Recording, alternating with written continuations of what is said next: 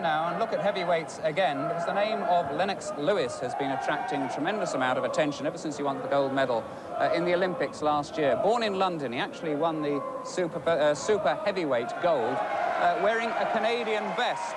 The noise is unbelievable here, but his professional career is to come under the British flag with Frank Maloney. Hall Bill saw Lewis's first test in the shape of Al Malcolm, the Midlands area champion. So let's hear again now from our commentators Jim and Reg. So there it is, then the first look at the Cockney-turned Canadian gold medalist, and appropriately in the gold trunks as well there, Lennox Lewis.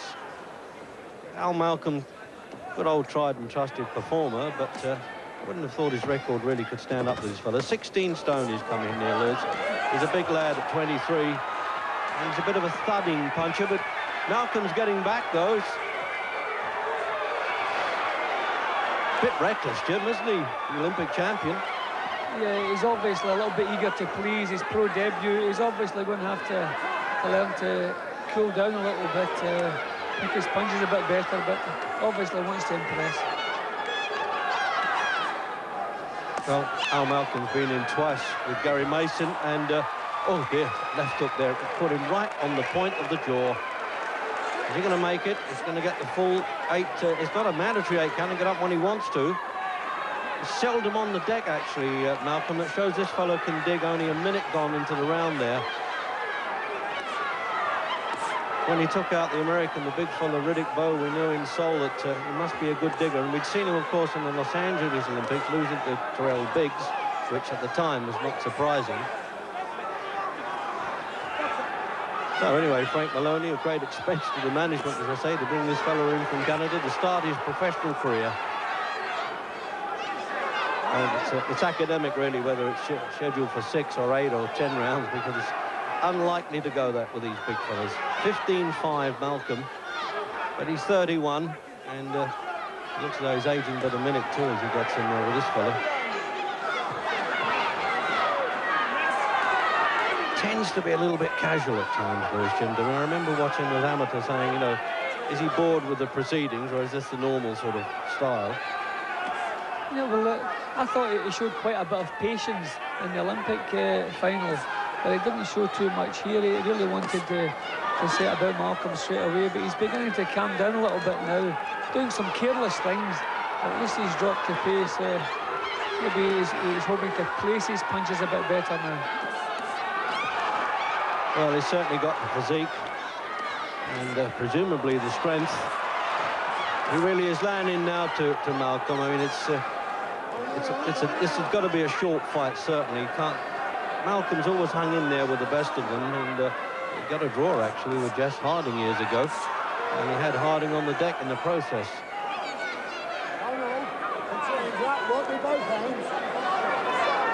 So he just doesn't have that sort of stand-up style, that the glamorous touch of the Ray Leonards of this world, Olympic champions, Lewis, but he's effective enough.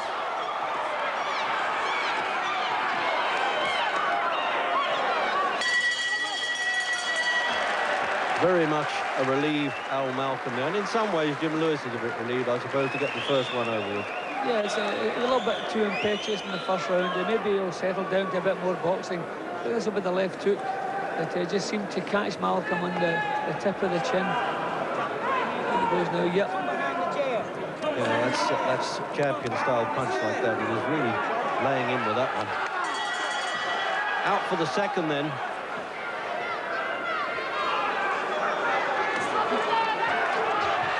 What happened there? I didn't really see that punch. It caught him in the eye, and he's looking as though he's saying, he's hit me in the eye, I don't want to get up. And referee Francis is going to count him out, I suspect. Well, that was a bit of a disappointing finish, really, Jim. Yes, we weren't in there taking the punch. What do you make of that? Well, all I saw there was a stumble. Maybe we'll see more in the replay, but all I saw was a stumble.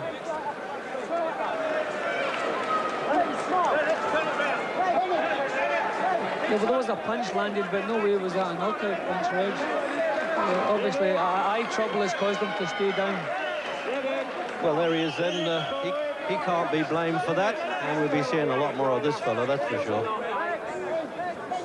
Well, a fight that lasted around 4 minutes. How much do you learn from that, Frank? It's such a difficult question. Olympic champion, there's a lot of pressure on him, so it's always good to get the first one out of the way, so you couldn't get better style than that. But I don't think it was a punch that finally done it. But well, why did he cricket. go down like that, do you I'm not think? too sure. I think there was a hurricane come through. You think it was the wind that flew him? Right. Mind you, he did hurt him in the first round. Yeah, very, very good left hook, and he caught him with a lot of solid punches, so I think he didn't want no more of that, you know?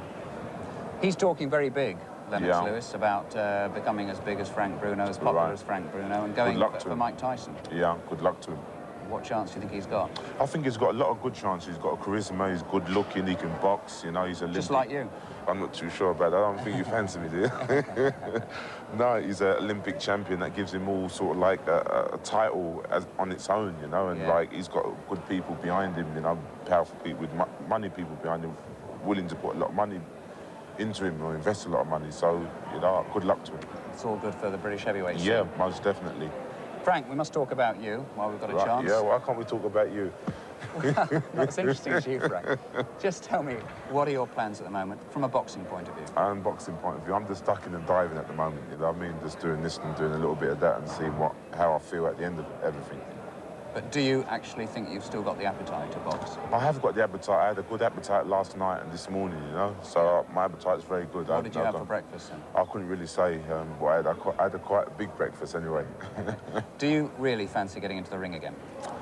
Yes, I do, but I've got to sort out and iron out a couple of the things, what's happening, which I can't really talk over the screen, you know, or the television. So I'm just calling myself at the moment, ducking and diving, doing a lot of charity things and doing the People programme, which is on tomorrow. Station, and I'm doing a pantomime at Christmas. So from then I'll see how things that all go. gives the impression that, in fact, you're easing yourself out of boxing because you don't need to do it anymore. Not really. It's difficult to say I don't need to do it. You know, I'm young. I'm not an old man. You know, I've still got a little bit of kick left in me. So it's so difficult to say that I'm feeding my way up. To stop myself from getting bored, I'm ducking and diving. You know, like half a daily, like, you know, doing a little bit of this and a little bit of that. Has the experience with Mike Tyson left a scar? I don't think so, you know, because like the response when I came back from America was unbelievable, and the people was nice to me, and it's given me extra confidence and a nice boost. So it hasn't really left a scar. It always leaves a scar. Every time you get beat or stopped or knocked out, it leaves a scar. It's like being married, you know, and getting divorced, and you don't really want to get divorced. It's similar like that, but life has got to go on. You just got to be happy, and as the record said, don't worry, be happy. And there's no way you're going to say at this stage that you are giving up the game. Nick, you're looking for exclusive. You're pressuring me. You're backing me up against the wall. I don't know what's going to... I don't know what's happening yet. I don't know. I think you got to ask Harry what's happening, you know, to be quite honest. Well, Frank, it's been great to have you with us. Cheers, Thanks very much for joining us. Nice one, Nick. Thank you. Cheers.